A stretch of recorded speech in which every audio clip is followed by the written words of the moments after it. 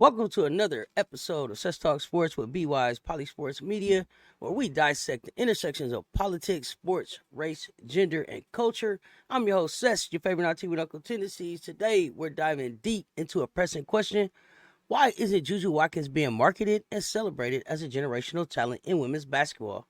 And facing the narrative dilemma that asks the question, is JuJu Watkins box office? We'll explore how media narratives are crafted, the systemic inequities shaping these stories, and what this means not just for JuJu, but for black women athletes across all levels of sports. This isn't just about basketball, it's about the broader societal dynamics at play. By the end of today's episode, we'll uncover ways to authentically amplify JuJu's story and ensure her legacy is celebrated on her terms. This narrative surrounding USC's JuJu Watkins and her perceived lack of phenomenal draw compared to Caitlin Clark speaks volumes about race, gender, class, and media dynamics in sports. It reflects deeper systemic issues that shape how black athletes, especially women, are positioned in the public eye versus their white counterparts. I'm speaking with Black Women in Sports Excellence creator Political Lil to give us a poly sports perspective on this narrative, emerging as attendance from Notre Dame versus USC opening game attendance numbers were dwindled. This is causing a stir among some biased content creators that is suddenly shifting the narrative of marketing JuJu's authentic community story, making it appear that JuJu is not a generational talent with massive marketing must-see appeal that we witnessed just last year with Caitlin Clark. So, Political Lil, explain what's behind this emerging narrative. Well, first we have media bias and narrative crafting. The media often frames white athletes like Caitlin Clark as relatable, heroic figures, or black athletes like Angel Reese or JuJu Watkins are scrutinized more harshly or positioned as less marketable unless they fit a specific archetype. Angel Reese's vilification at the championship highlights how black women are often labeled as aggressive and unsportsmanlike for their behaviors celebrated, for the same behavior celebrated in white athletes. Second is economic disparities. Roots and Watts, a historically underserved community, contrast sharply with the economic advantages in regions where athletes like Clark have emerged. A lack of economic resources limits the ability of her local community to support her through ticket purchases, merchandise, and attendance at games, creating a false narrative that her star power is insufficient. Structural racism and gender expectations. Black athletes are often required to prove themselves at a higher standard than their white counterparts to receive the same level of recognition. Then, despite JuJu Watkins' undeniable talent, systemic racism within sports marketing, fan engagement, and institute support diminishes her ability and perceived impact. And finally, the comparative figure.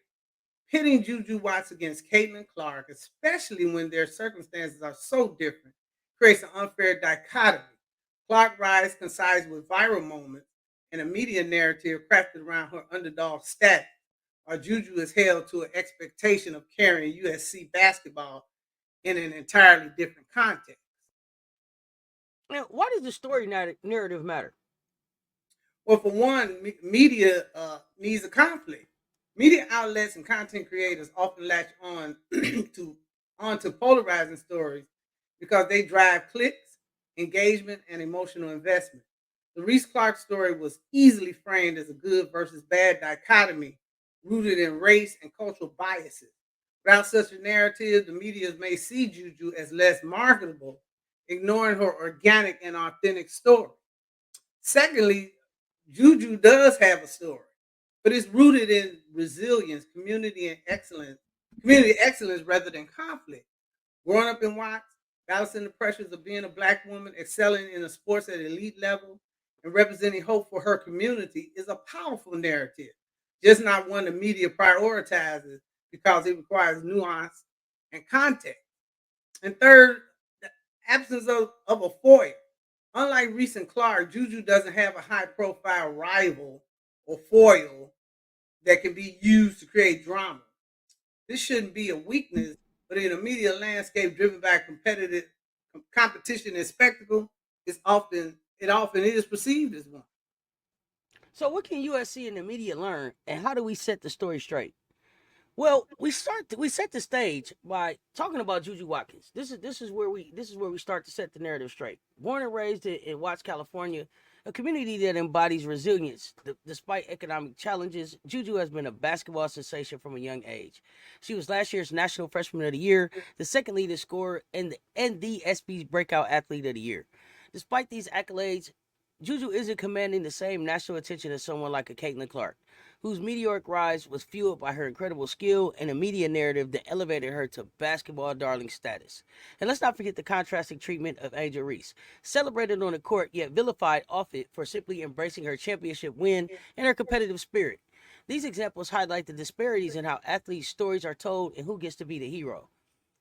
Can we start breaking down these disparities and the forces shaping the athlete narratives in today's media's landscape?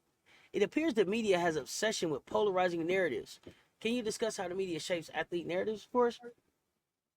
Yes, when we talk about sports media, we're not just talking about reporting scores and game highlights.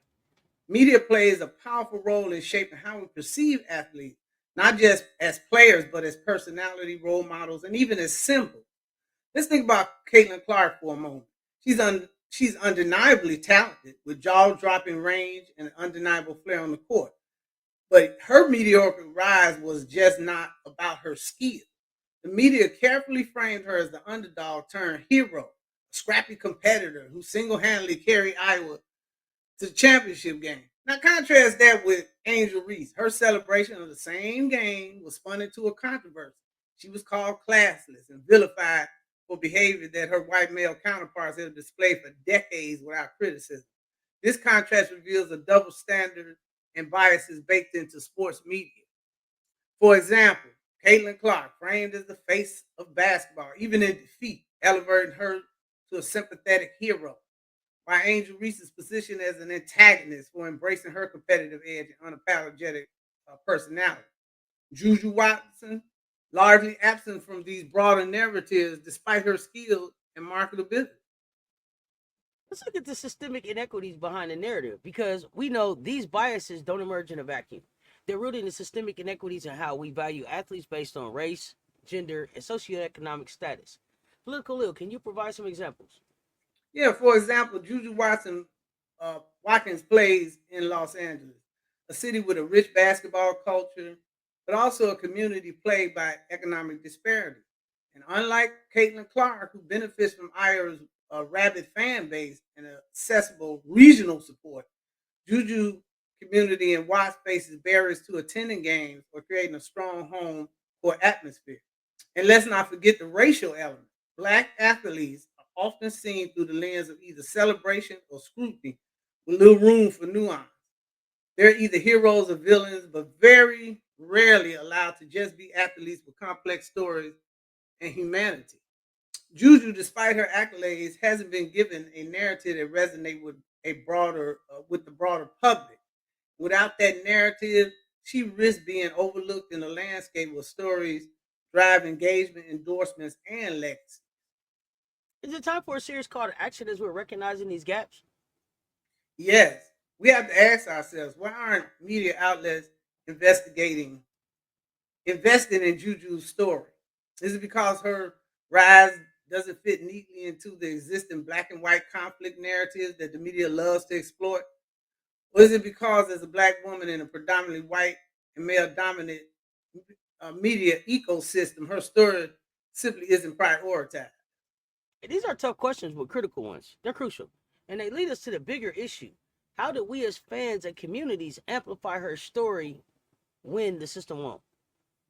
By reframing the narrative.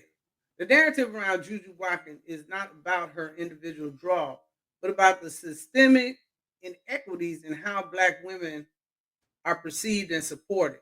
By emphasizing her talent, character, and social economic realities of her community, USC and its stakeholders can combat the unfair expectation and build a foundation for her to thrive as both an athlete and an icon. And that's a crucial observation. It speaks volumes to how much media narratives are shaped by conflict, particularly those framed along racial lines. Angel Reese and Caitlin Clark saga dominated headlines not just because of their athletic prowess, but because it tapped into a larger society issue, race, gender dynamics, and double standards. Without a black versus white racialized storyline, JuJu Watkins is being unfairly dismissed as lacking a story, despite having a compelling narrative that isn't built on controversy. Instead of waiting for a black and white or hero versus villain story to emerge, media outlet content creators in USC can take control of the narrative. The Reese Clark story was reactive, but Juju narrative can be proactive, crafted and amplified in a way that empowers her legacy, builds fan loyalty, and highlights the richness of her journey. Juju's story doesn't need conflict, it needs care and elevation.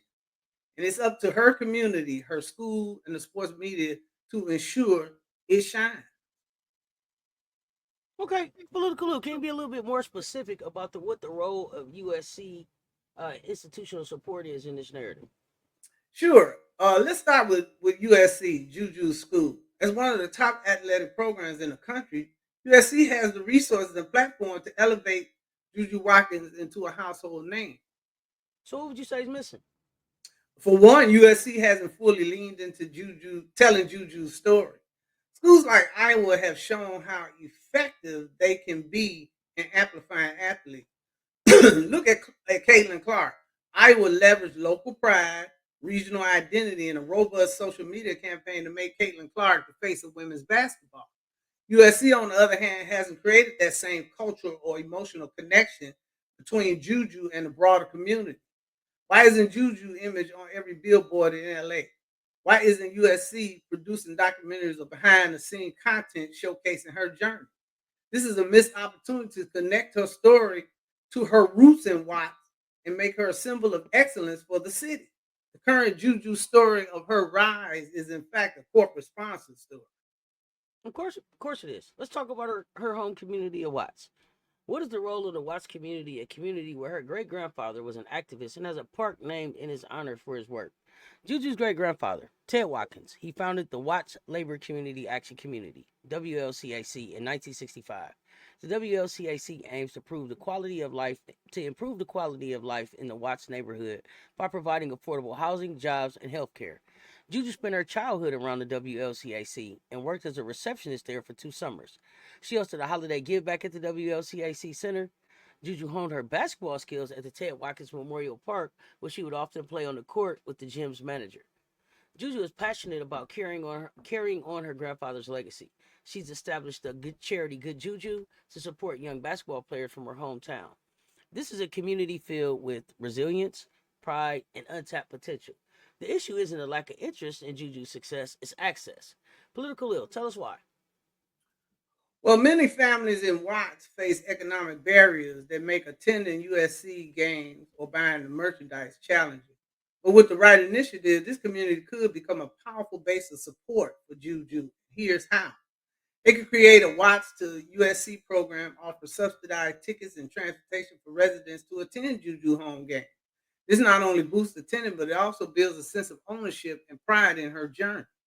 They could do more local storytelling by partnering with community organizations to share Juju's story in school, churches, and community centers, inspiring the next generation. And then merchandise accessibility.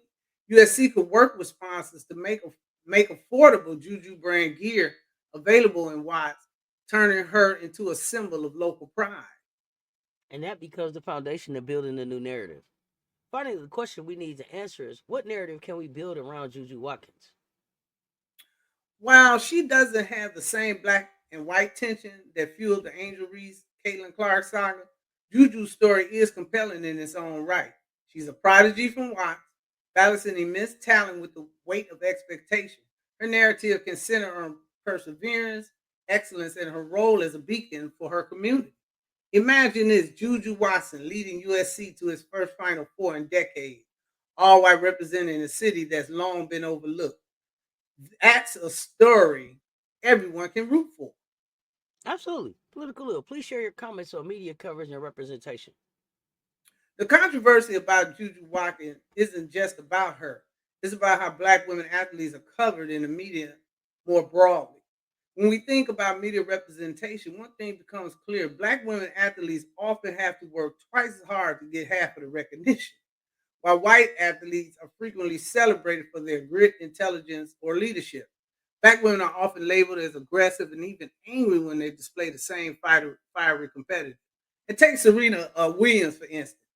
Despite being arguably the greatest tennis player of all time, she faced relentless scrutiny over her body, her emotions, and her dominance. The same goes for Angel Reese and even Aja Wilson in the WNBA. JuJu Watkins now stands at a crossroad. The media has the power to either frame her as the next big thing or let her fade into the background, all depending on whether they choose to value her story and contribution. Can you speak on the economic impact of these narratives? Sure, keep in mind that media narratives aren't just about headlines. They have real economic consequences. Athletes with strong narratives and media presence attract more endorsement, bigger contracts, and great opportunities to build their brand. Think about NIL deals in college sports. Caitlin Clark's visibility has translated into lucrative partnerships, while Juju, despite her talent, hasn't seen the same level of attention. This disparity impacts her earning potential both now and in the future. We've seen how athletes like Serena Williams and Simone Biles have used their platform to advocate for equity and pay and opportunity. For Juju and others, the challenge is clear. Without strong narratives, they risk being overlooked, not just in media, but in business as well. So the path forward for Black women athletes, where do we go from here? What is the path forward not only for Juju but for Black women athletes overall? And how do we ensure that athletes like JuJu Watkins and others get the recognition and opportunities they deserve? Well, for one, we could take lessons from Angel Reese and other black athletes. Angel Reese's journey offers powerful lessons on reclaiming narrative. After facing backlash last season, Angel did shrink. She doubled down. She leaned into her personality, built a robust social media presence, and even joked about the controversy in interviews. And Juju, can take notes here. The key to creating an authentic connection with fans goes beyond stats and highlights. In the final analysis, how do we start with this vision for change? Can we imagine a world where athletes like JuJu Watkins are celebrated not just for their talent, but for for the impact they have on and off the court? A world where Black women athletes are given the same respect, visibility, and opportunity as their peers. This vision won't come to life on its own. It will take all of us, schools, communities, fans, and athletes themselves, to break the cycle of bias and inequity in sports media. And when we do, the possibilities are endless. So let's not wait for someone else to tell Juju's story. Let's tell it ourselves. Share her highlights. Write about her journey. Support her on and off the court. Because when we uplift one athlete, we're uplifting an entire generation of Black women who deserve to be seen, heard, and celebrated.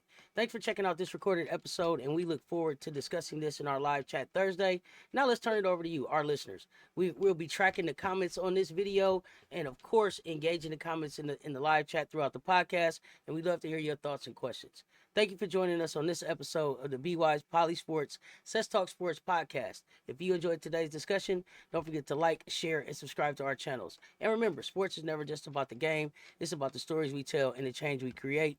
Until next time, stay wise and stay engaged. Stay tuned. Talk soon. Y'all know what it is. Our next story, Cheryl Swoops, the original disruptor. We out.